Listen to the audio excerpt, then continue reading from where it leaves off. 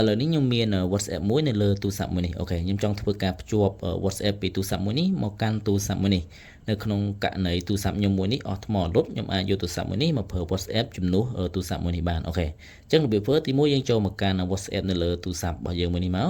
ជាធម្មតា WhatsApp វាឲ្យយើងប្រើបានតែមកទូរស័ព្ទទេគោលណាអូខេអញ្ចឹងដើម្បីប្រើទូរស័ព្ទមួយទៀតយើងត្រូវធ្វើការ link វាអូខេអញ្ចឹងទី1យើងចូលមកកាន់ WhatsApp មកអូខេនេះគឺជា WhatsApp របស់ខ្ញុំអូខេបន្ទាប់ទៀតចូលមកកាន់ WhatsApp ទូរស័ព្ទមួយទៀតមកអូខេអូខេបន្ទាប់ពីចូលមកវា load របៀបនេះនៅលើទូរស័ព្ទទី2ទូរស័ព្ទថ្មីណាអូខេហើយទូរស័ព្ទទី1របស់ខ្ញុំអូខេយើងចុច agree មកអូខេបន្ទាប់ពីកន្លែង agree មកយើងចូលកន្លែងនេះណាយើងចូលកន្លែង tray 3ខាងលើនេះមកចុចនេះមកអូខេបន្ទាប់ទៀតយក link component device អូខេយើងចុចលើនឹងមកអូខេអញ្ចឹងវានឹង load QR មួយឲ្យយើង scan អញ្ចឹងយើងចូលមកកាន់ទូរស័ព្ទរបស់យើងនេះមកណាយើងចូលកន្លែង chat នឹងមកហើយយើងចូលកន្លែងចុច3នេះមកហើយយើងយក link device ណាអូខេហើយបន្ទាប់មកយើងចុច link device បន្ទាប់មកទៀតយើងចុច use mobile data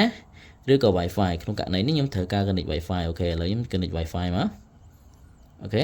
ខ្ញុំសូម connect Wi-Fi ពូ IT មកអូខេអូខេឥឡូវ Wi-Fi ខ្ញុំភ្ជាប់បានហើយ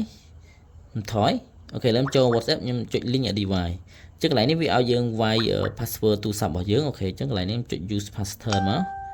អូខេខ្ញុំបើក password ទូរស័ព្ទរបស់ខ្ញុំអូខេអញ្ចឹង link យើងយកទូរស័ព្ទហ្នឹងមកថតលើទូរស័ព្ទមួយនេះមកណាអូខេអញ្ចឹងឥឡូវហ្នឹងខ្ញុំអាច link បានហើយអូខេឃើញទេអញ្ចឹងទិន្នន័យ WhatsApp ទី1របស់ខ្ញុំនៅក្នុងទូរស័ព្ទទី2គឺទូរស័ព្ទ iPhone អូខេខ្ញុំចុចថយក្រោយមកអូខេអញ្ចឹងបងប្អូនឃើញដូចគ្នានេះអូខេអញ្ចឹងនេះគឺជារបៀប link WhatsApp ពីទូរស័ព្ទមួយនៅក្នុងទូរស័ព្ទមួយអូខេបងប្អូនដែលទស្សនាវីដេអូហ្នឹងកុំភ្លេចជួយ like follow និង subscribe YouTube admin មួយផងយើងនឹងជួបគ្នានៅវីដេអូក្រោយ